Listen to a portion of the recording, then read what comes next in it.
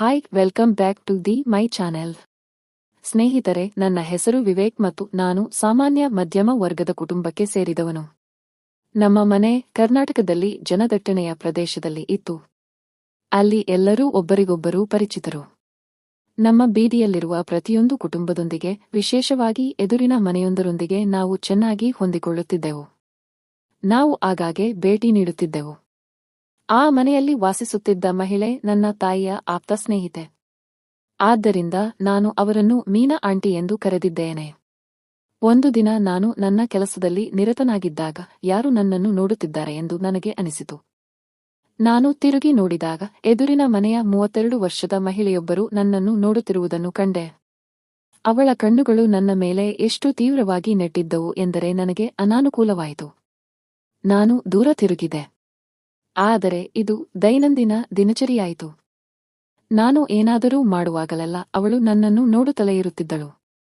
ಕೆಲವೊಮ್ಮೆ ನಾನು ಗ್ಯಾರೇಜ್ನಲ್ಲಿ bike repair ಮಾಡುವಾಗಲೂ ಅವಳ ಕಣ್ಣುಗಳು ನನ್ನ ಮೇಲೆಯೇ ಇರುತ್ತಿದ್ದವು. ಒಂದು ದಿನ ಅವಳು ನನ್ನೊಂದಿಗೆ ನೇರವಾಗಿ ಮಾತನಾಡಿ, ಆಂಟಿಯ ಮನೆಗೆ ಒಮ್ಮೆ ಬನ್ನಿ, ನೀವು ಏನಾದರೂ ಕೆಲಸ ಮಾಡಿಸಿಕೊಡಿಯೇ ಎಂದು ಹೇಳಿದಳು. ಅವಳ ಮಾತುಗಳು ಮತ್ತು ಅವಳು ಹೇಳಿದ ರೀತಿ ನನಗೆ ವಿಚಿತ್ರವೆನಿಸಿತು, ಆದರೆ ನಾನು ಗಮನಹರಿಸಲಿಲ್ಲ. ಕೆಲವು ದಿನಗಳ ನಂತರ ನಾನು ಮೊದಲ ಬಾರಿಗೆ ಅವಳ ಮನೆಗೆ ಹೋದೆ. ಅವಳು ತುಂಬಾ ಉತ್ಸಾಹದಿಂದ, ಇಂದು ಹಾಲು ತುಂಬಾ ತಾಜಾವಾಗಿದೆ, ನಿಮಗೆ ಸ್ವಲ್ಪ ಚಹಾ ಬೇಕಾ ಎಂದು ಹೇಳಿದಳು. ಅವಳು ಮಾತನಾಡುವ ರೀತಿ ನನಗೆ ಸ್ವಲ್ಪ ಅನಾನುಕೂಲವಾಯಿತು, ಆದರೆ ನಾನು ನಿರಾಕರಿಸಿದೆ. ಅವಳು ನನ್ನನ್ನು ಸಂಭಾಷಣೆಯಲ್ಲಿ ಮುಳುಗಿಸುವಂತೆ ಮಾಡಿದಳು. ನನಗೆ ಅರಿವಿಲ್ಲದೆ 1 ಗಂಟೆ ಕಳೆದು ಹೋಯಿತು. ಬಹಳ ಕಷ್ಟದಿಂದ ನಾನು ಒಂದು ನೆಪ ಹೇಳಿ ಹೊರಟು ಹೋದೆ. ಆದರೆ ಆ ದಿನದ ಅವಳ ಮಾತುಗಳು ನನ್ನ ಮನಸ್ಸಿನಲ್ಲಿ ಬೇರೂರಿದವು. ಅವಳ ಕಾರ್ಯಗಳು ಕ್ರಮೇಣ ಹೆಚ್ಚು ವಿಚಿತ್ರವಾದವು. ಒಂದು ದಿನ ನಾನು ಬೀದಿಯಲ್ಲಿ ಹಾದು ಹೋಗುತ್ತಿರುವಾಗ ಅವಳು ನನ್ನನ್ನು ತನ್ನ ಮನೆಗೆ ಆಹ್ವಾನಿಸಿ, ನನಗೆ ಸ್ವಲ್ಪ ಸಹಾಯ ಬೇಕು ಎಂದು ಹೇಳಿದಳು. ನಾನು ಹಿಂಜರಿದೆ, ಆದರೆ ನಂತರ ಒಪ್ಪಿಕೊಂಡೆ. ನಾನು ಒಳಗೆ ಹೋದಾಗ ಅವಳು ಬಿಗಿಯಾದ ಬಟ್ಟೆ ಧರಿಸಿರುವುದನ್ನು ಕಂಡೆ. ಅವಳು ಕೇಳಿದಳು, ನಿಮಗೆ ಚಹಾ ಬೇಕಾ ಅಥವಾ ಹಾಲು ಬೇಕಾ? ನಾನು ನಿರಾಕರಿಸಿದೆ, ಆದರೆ ಅವಳು ಬಲವಂತವಾಗಿ ಹಾಲು ತರಲು ಹೋದಳು. ಅವಳು ಗ್ಲಾಸ್ ತಂದಾಗ ಅವಳು ನನ್ನ ಕೈಯನ್ನು ಲಘುವಾಗಿ ಮುಟ್ಟಿದಳು. ಇದು ನನಗೆ ಅಸಾಮಾನ್ಯವೆಂದು ತೋರಿತು, ಆದರೆ ನಾನು ಅದನ್ನು ನಿರ್ಲಕ್ಷಿಸಿದೆ. ನಂತರ ಅವಳು ಹೇಳಿದಳು, ನಿಮ್ಮ ಅಂಕಲ್ ಇಂದು ಮನೆಯಲ್ಲಿಲ್ಲ, ನಾನು ಗ್ಯಾಲರಿಯಲ್ಲಿ ತಿನ್ನಲು ಕೆಲವು ವಸ್ತುಗಳನ್ನು ತರಬೇಕು. ದಿನಸಿಗಾಗಿ 2 ಸಣ್ಣ ಪೆಟ್ಟಿಗೆಗಳು ಇದ್ದವು.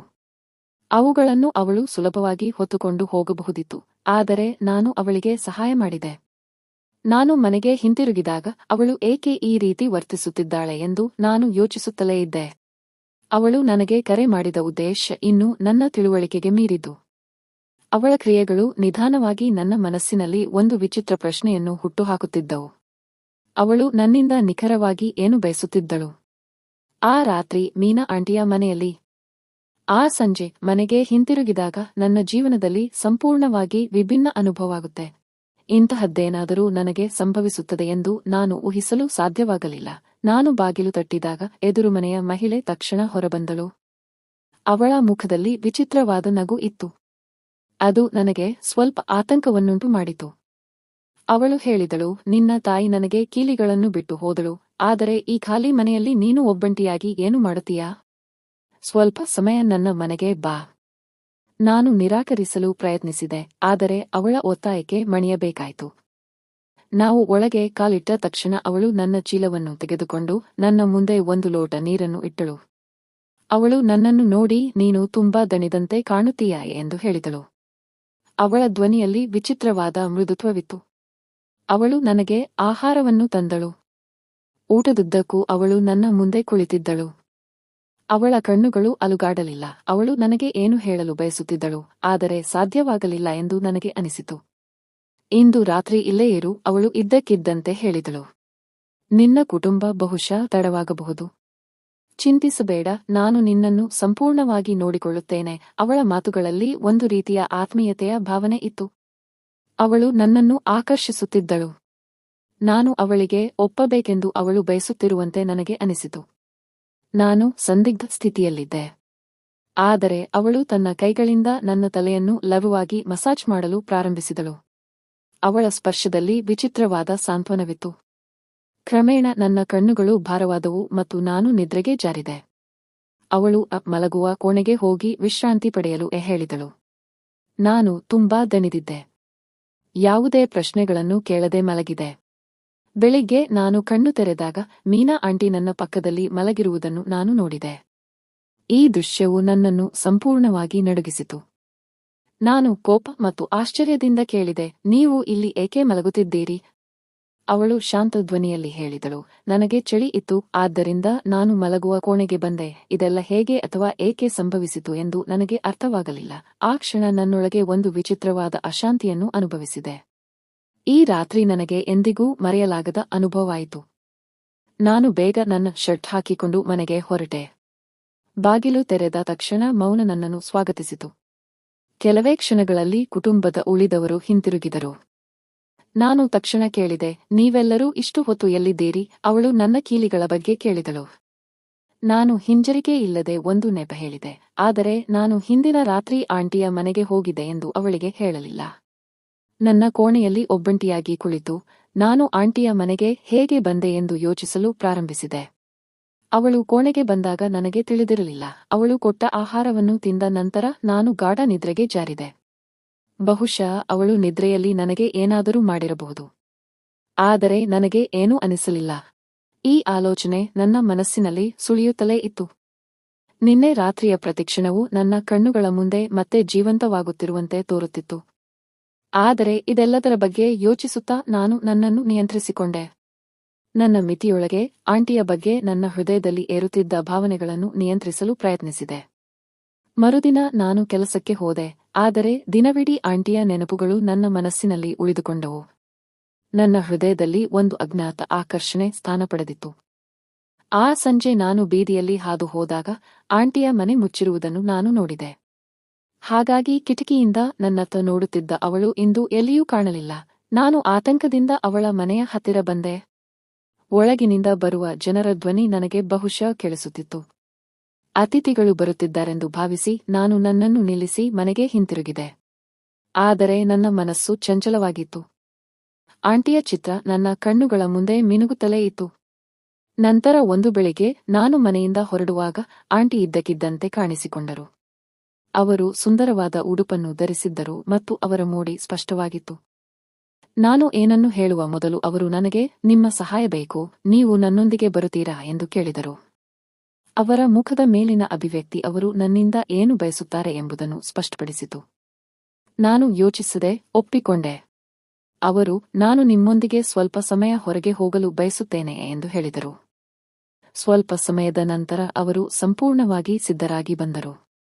ಅವರ ನೋಟವು ಕನಸಿಗಿಂತ ಕಡಿಮೆ ಇರಲಿಲ್ಲ. ನಾವಿಬ್ಬರೂ ನಮ್ಮ ಬೈಕಿನಲ್ಲಿ ಹೊರಟೆವು. ಸ್ವಲ್ಪ ಸಮಯದ ನಂತರ ಅವರು ನನ್ನನ್ನು ಏಕಾಂತ ಪ್ರದೇಶದಲ್ಲಿ ನಿಲ್ಲಿಸಿ, ನನಗೆ ಇಲ್ಲಿ ಸ್ವಲ್ಪ ಕೆಲಸ ಇದೆ ಎಂದು ಹೇಳಿದರು. ಅವರು ನನ್ನನ್ನು ನೋಡಿ ಮೃದುವಾಗಿ ಮುಗುಳ್ನಕ್ಕೂ, ನನ್ನ ಸ್ನೇಹಿತೆಯೊಬ್ಬರಿಗೆ ಹತ್ತಿರದಲ್ಲಿ ಒಂದು ಫ್ಲಾಟ್ ಇದೆ ಎಂದು ಹೇಳಿದರು. ಫ್ಲಾಟ್ನ ಹೆಸರನ್ನು ಕೇಳಿ ನನ್ನ ಹೃದಯವು ಕಲಕಿತು. ನನ್ನ ಹೃದಯದ ಆಸೆ ಈಡೇರುವ ಹಂತದಲ್ಲಿದೆ ಎಂದು ಭಾಸವಾಯಿತು. ಆ ಆಲೋಚನೆಯೊಂದಿಗೆ ನಾನು ಅವಳನ್ನು ಹಿಂಬಾಲಿಸಿದೆ. ಫ್ಲಾಟ್ ಬೀದಿಯ ಒಂದು ಮೂಲೆಯಲ್ಲಿತ್ತು. ಅವಳು ಬಾಗಿಲು ತೆರೆದು ಒಳಗೆ ಹೋದಳು ಮತ್ತು ನಾನು ಅವಳನ್ನು ಹಿಂಬಾಲಿಸಿ ಒಳಗೆ ಹೋದೆ. ಫ್ಲಾಟ್ನಲ್ಲಿ ವಾತಾವರಣ ವಿಚಿತ್ರವಾಗಿತ್ತು. ಕೋಣೆಯಲ್ಲಿ ಮೌನವಿತ್ತು. ಅವಳು ಬಾಗಿಲು ತೆರೆದಳು ಮತ್ತು ನಾನು ಒಳಗೆ ನೋಡಿದೆ. ಕೋಣೆಯಲ್ಲಿ ಒಂದೇ ಒಂದು ಹಾಸಿಗೆ ಇತ್ತು. ಅವಳು ಹೋಗಿ ಅದರ ಮೇಲೆ ಕುಳಿತಳು. ಕೋಣೆಯ ಸ್ಥಿತಿ ನೋಡಿ ಯಾರೂ ಅಲ್ಲಿಗೆ ಬರಲಿಲ್ಲ ಅಥವಾ ಹೋಗಲಿಲ್ಲ ಎಂದು ಅನಿಸಿತು. ಆದರೆ ಆ ಕ್ಷಣದಲ್ಲಿ ನನ್ನ ಗಮನ ಅವಳ ಮೇಲೆ ಮಾತ್ರ ಕೇಂದ್ರೀಕೃತವಾಗಿತ್ತು. ನಾನು ಹೋಗಿ ಹಾಸಿಗೆಯ ಮೇಲೆ ಅವಳ ಪಕ್ಕದಲ್ಲಿ ಕುಳಿತೆ. ನನ್ನ ಹೃದಯ ವೇಗವಾಗಿ ಓಡುತ್ತಿತ್ತು ಮತ್ತು ನನ್ನ ಆಲೋಚನೆಗಳು ಬೇರೆ ಯಾವುದೋ ವಿಷಯದ ಬಗ್ಗೆ ಇದ್ದವು. ಆದರೆ ನಂತರ ಬಾಗಿಲು ತೆರೆದುಕೊಂಡಿತು ಮತ್ತು 4-5 ಪುರುಷರು ಒಳಗೆ ಬಂದರು. ಒಬ್ಬನ ಕೈಯಲ್ಲಿ ಕ್ಯಾಮೆರಾ ಇತ್ತು ಮತ್ತು ಅವನು ಪ್ರಕಾಶಮಾನವಾದ ಬೆಳಕನ್ನು ಆನ್ ಮಾಡಿದನು. ನಾನು ಭಯಭೀತನಾಗಿದ್ದೆ. ನಾನು ಅವಳನ್ನು ಏನೂ ನಡೆಯುತ್ತಿದೆ ಎಂದು ಕೇಳಿದೆ, ಆದರೆ ಅವಳು ಮೌನವಾಗಿದ್ದಳು. ನಂತರ ಒಬ್ಬ ಮಹಿಳೆ ಒಳಗೆ ಬಂದು ನನ್ನ ಪಕ್ಕದಲ್ಲಿ ಕುಳಿತಳು. ನಾನು 2 ಕಡೆಯಿಂದ ಸುತ್ತುವರೆದಿದ್ದೆ. ನನ್ನ ಮನಸ್ಸು ಮರಗಟ್ಟಿತ್ತು. ಆಗ ಒಬ್ಬ ವ್ಯಕ್ತಿ, ನೀನು ಎಷ್ಟೇ ಕಿರುಚಿದರೂ ನಿನ್ನ ಧ್ವನಿ ಹೊರಗೆ ಹೋಗುವುದಿಲ್ಲ ಎಂದು ಹೇಳಿದನು. ಈಗ ನಾನು ತೀವ್ರ ತೊಂದರೆಯಲ್ಲಿದ್ದೇನೆ ಎಂದು ನನಗೆ ಅರಿವಾಯಿತು. ಆ ವ್ಯಕ್ತಿ ತನ್ನ ಜೇಬಿನಿಂದ ಪಿಸ್ತೂಲನ್ನು ಹೊರತೆಗೆದು, ನೀನು ನಿನ್ನ ಜೀವನವನ್ನು ಪ್ರೀತಿಸುತ್ತಿದ್ದರೆ ನಿನಗೆ ಹೇಳಿದಂತೆ ಮಾಡುವೆ ಎಂದು ಹೇಳಿದನು. ಕೋಣೆಯಲ್ಲಿದ್ದ ಎಲ್ಲವೂ ಈಗ ನನ್ನ ವಿರುದ್ಧವಾಗಿತ್ತು. ಇಬ್ಬರು ಮಹಿಳೆಯರು ನನ್ನ ಹತ್ತಿರ ಬರಲು ಪ್ರಯತ್ನಿಸಿದರು ಮತ್ತು ಕ್ಯಾಮೆರಾಮ್ಯಾನ್ ನಮ್ಮ ವಿಡಿಯೋವನ್ನು ರೆಕಾರ್ಡ್ ಮಾಡುತ್ತಿದ್ದ. ಇದನ್ನೆಲ್ಲ ನೋಡಿ ನನ್ನ ಹೃದಯ ನಡುಗಿತು. ನನ್ನ ಜೀವ ಅಪಾಯದಲ್ಲಿತ್ತು. ನಂತರ ಹೊರಗಿನಿಂದ ಬಾಗಿಲು ಜೋರಾಗಿ ತಟ್ಟಿತು. ಅವರು ಬಾಗಿಲು ತೆರೆಯದಿದ್ದಾಗ ಅದು ಹೊರಗಿನಿಂದ ಮುರಿದು ಹೋಯಿತು. ಪೊಲೀಸರು ಒಳಗೆ ಬಂದರು. ಅವರನ್ನು ನೋಡಿ ನನಗೆ ಸಮಾಧಾನವಾಯಿತು. ಆದರೆ ಅವರೆಲ್ಲರೂ ಭಯದಿಂದ ನಡುಗಿದರು. ಪೊಲೀಸರು ಎಲ್ಲರನ್ನೂ ಬಂಧಿಸಿದರು. ಇದೆಲ್ಲವೂ ನನ್ನ ಸಹೋದರನ ಬುದ್ಧಿವಂತಿಕೆಯಿಂದ ಸಂಭವಿಸಿದೆ. ನಾನು ಮನೆಯಿಂದ ಹೊರಬಂದಾಗಿನಿಂದ ಅವನು ನನ್ನ ಮೇಲೆ ಕಣ್ಣಿಟ್ಟಿದ್ದೆ ಎಂದು ಅವನು ನನಗೆ ಹೇಳಿದನು. ಅಪರಿಚಿತರು ಹಾಗಾಗಿ ಈ ಮಹಿಳೆಯ ಮನೆಗೆ ಭೇಟಿ ನೀಡುವುದನ್ನು ಅವನು ಗಮನಿಸಿದ್ದನು. ಆದರೆ ಅನುಮಾನದ ಆಧಾರದ ಮೇಲೆ ಅವನು ಏನನ್ನೂ ಮಾಡಲು ಸಾಧ್ಯವಾಗಲಿಲ್ಲ. ಆದ್ದರಿಂದ ಆ ದಿನ ಅವನು ನನ್ನನ್ನು ಹಿಂಬಾಲಿಸಿದ್ದನು. ವಿಷಯಗಳು ಅನುಮಾನಾಸ್ಪದವೆಂದು ತೋರಿದಾಗ ಅವನು ತಕ್ಷಣ ಪೊಲೀಸರಿಗೆ ಕರೆ ಮಾಡಿದನು. ತನಿಖೆಯ ಸಮಯದಲ್ಲಿ ಈ ಮಹಿಳೆ ಮತ್ತು ಅವಳ ಪತಿ ಒಟ್ಟಿಗೆ ಈ ಕೊಳಕು ವ್ಯವಹಾರವನ್ನು ನಡೆಸುತ್ತಿದ್ದರು ಎಂದು ತಿಳಿದುಬಂದಿದೆ. ಅವರು ಹುಡುಗರನ್ನು ಬಲೆಗೆ ಬೀಳಿಸುತ್ತಿದ್ದರು, ಅವರ ವಿಡಿಯೋಗಳನ್ನು ತಯಾರಿಸುತ್ತಿದ್ದರು ಮತ್ತು ನಂತರ ಅವರನ್ನು ಬ್ಲಾಕ್ಮೇಲ್ ಮಾಡುತ್ತಿದ್ದರು. ಪೊಲೀಸ್ ತನಿಖೆಯ ನಂತರ ಮೀನಾ ಆಂಟಿಗೆ 10 ವರ್ಷಗಳ ಜೈಲು ಶಿಕ್ಷೆ ವಿಧಿಸಲಾಯಿತು.